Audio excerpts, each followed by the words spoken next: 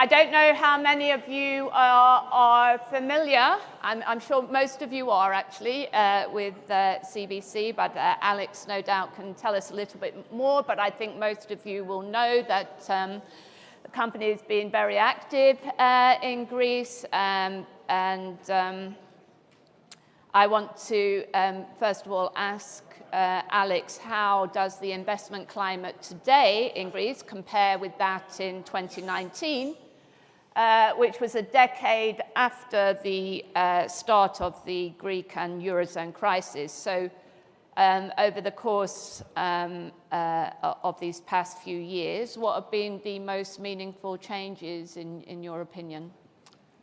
Thanks, Joan. It's a pleasure to be here.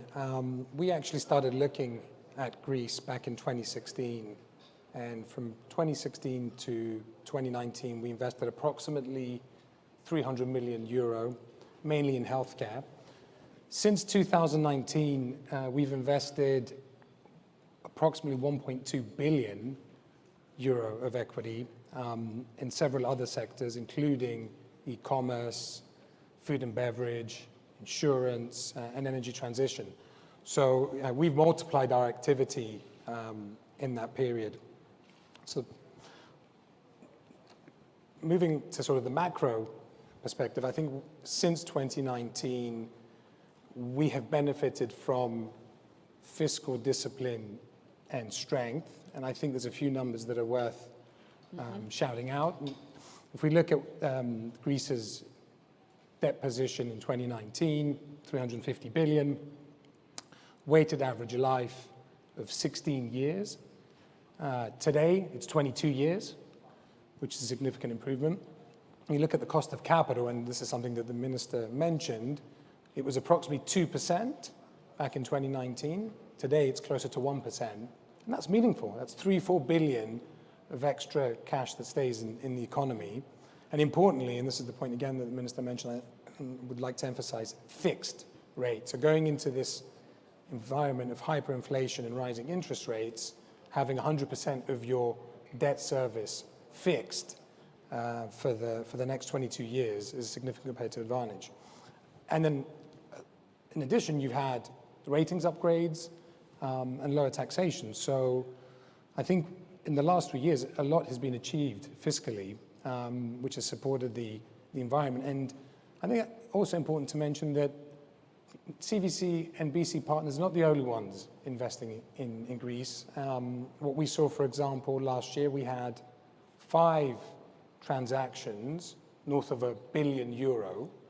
We had Mondelez acquiring Chipita for approximately $2 billion. We had Partners Group acquiring Pharmaten for around 1.6 billion euros. Macquarie invested in Hedno at an enterprise value of north of 4 billion.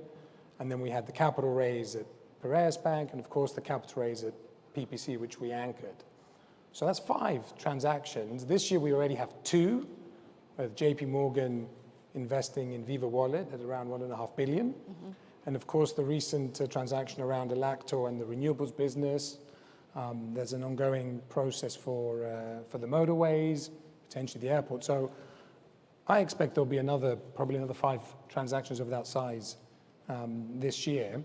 And actually, when I look at our pipeline, I think for the next few years, we will have 3 to 4, 5 transactions of that size.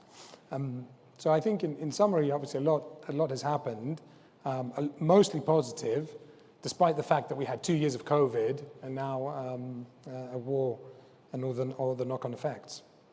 Yeah, well, thanks for making a few points about the fiscal situation and the debt profile, because actually, unusually for our conference, we haven't really discussed that stuff yet, and we'll be doing that tomorrow, where we've got sessions with the finance minister, with central bankers, with the commercial banks, and obviously all the institutions as well. So we'll be looking at all this stuff in a bit more depth, but it's good to hear it, and because I mean, that's one of the reasons, obviously, clearly, that Greece has turned this corner. But I guess just to press you on that is, what else, really? How has Greece managed to sustain this positive momentum in the face of these big challenges of the pandemic and now the war? Well, look, I think it's been a lot of hard work from a lot of people.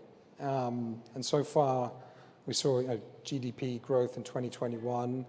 We expect GDP growth this year. I think that obviously having the RRF, which is starting to trickle in, 57 billion, I think already 3 to 4 billion is coming into the economy, plus the FDI that we talked about, that's all making a difference. The most important aspect for 2022, in my opinion, is tourism. And it's great to hear the feedback from the previous panel. Again, when you look at the numbers, we have a GDP of 200 billion, and we expect 20 billion to come in from tourism. That's critical, and importantly, that is going to go deep into the economy. It's going to go into many households. And I think because we've got challenging times ahead for sure, the inflows that we're going to see and that we're seeing from tourism in 2022 will help offset, and probably will be the difference between GDP growth in 2022 versus recession. Yeah, and what's your kind of baseline assumption about growth this year, having been 8% year on year, more than last year? We've had this strong Q1. You would anticipate that if tourism is going to have this stellar year, that's going to be great particularly for Q3 actually, as well as, as Q2. I expect growth to be 3 to 4%, possibly more.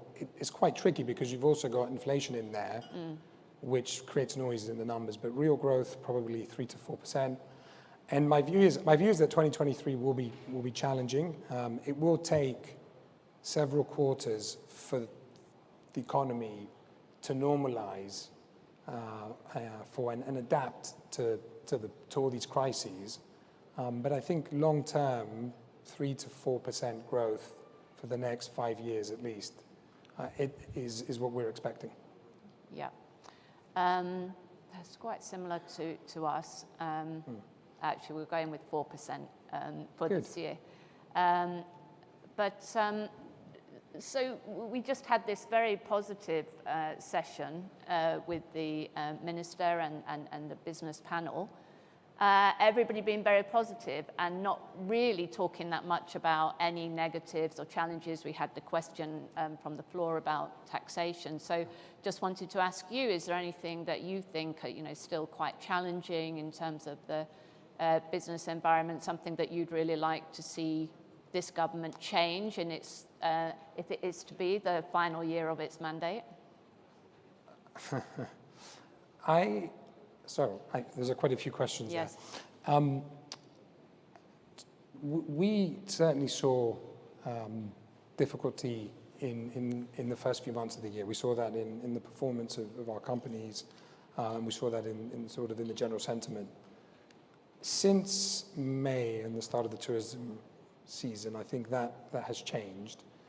I think that we will have delayed growth, is the way I would, because we were expecting probably high single-digit growth in 2022, and that's not going to happen. But I don't think, we're a long-term patient investor. We're also an all-weather investor, and we adapt we adapt to shocks. And I think as long as this government continues on its reform agenda, I can't ask for more.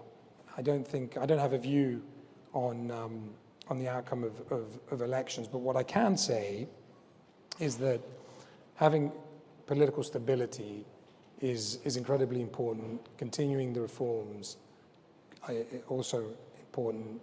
And the way we look at it is, when we were investing in Greece back in 2016 to 2019, we had a risk premium for the political situation. And so we were pricing our investments 300 to 500 basis points more than we would an investment in Western Europe because of that risk premium. Today, there is no risk premium for Greece at CVC's investment committee, and that is a huge achievement. And I would love for that to stay the case, because it means I can be more competitive in my deployment of capital here. Hopefully that covered all the questions there. Yeah, I think you did. Well, I won't press you about the elections at all. I wanted to come back to this question about Greece's human capital. Several people have raised it. Is it something that you've noticed in over the past year? Have things changed, really? For sure. They've been changing for the last few years. For a start, 3 out of the 4 Greek professionals in CVC's office here came from abroad. And at our portfolio companies, I'm seeing CVs from the US, the UK, Germany, France, Greek professionals wanting to return, highly successful ones, but also foreign professionals wanting to work in Greece. And we're seeing that whether it's doctors in hospitals, developers in e-commerce, a lot of good professionals in food and beverage want to come back, and that's one of the export markets for Greece. Insurance, earlier today you heard from Tasos Anastasiou. He's a chief transformation officer at Ethniki, board member, was in London for 25 years. The CEO of RSA International, a $1.5 billion revenue business, has come to Greece. So it's happening. It's been happening for the last few years. And I think actually it's one of those that I would say we're now in this virtuous cycle where as people are coming and are having good experience, that message is going back. So when our COO, for example, at Scrooge, who joined from Deliveroo UK 2 years ago, is really happy, and in his network of professionals in the UK and the US is giving that feedback, that is creating more pull. So I think it's actually, we're at the start of what will actually be a strong positive driver for the economy. Well, that's maybe another way, another area in which Greece is bucking the trend, because just about everybody you might speak to in the UK or in the US is having big recruitment problems, and it's a nice situation to be in if actually that isn't the case. Just a final question.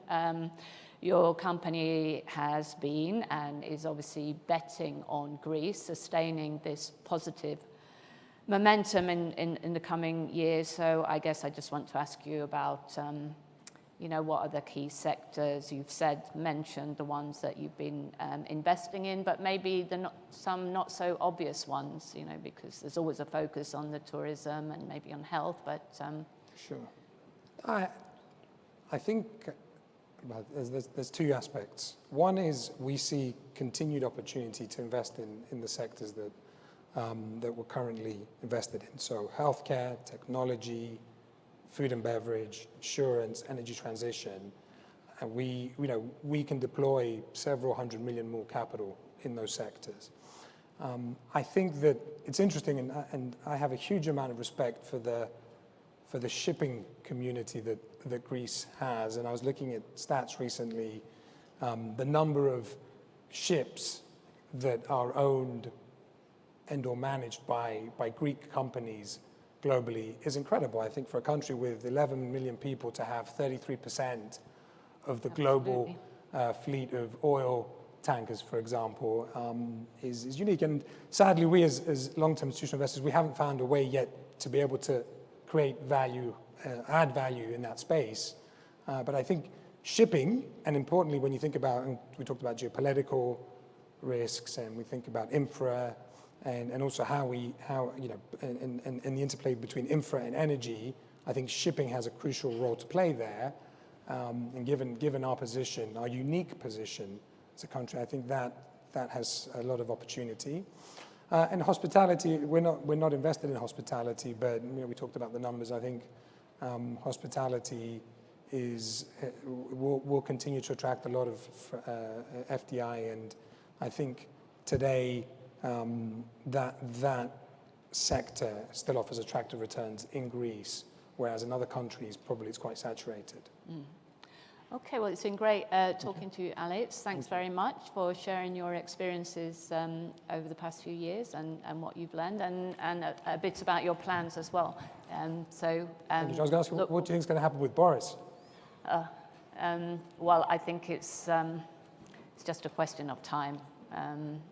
He's not somebody who's going to fall on his sword, I don't think, but I think it's going to be very difficult now. Yeah, I ask this because most of my friends in the UK are so complimentary of Greece's Prime Minister and Greece's government, and they compare him to Boris. So sounds like we're going to have a new government in the UK soon.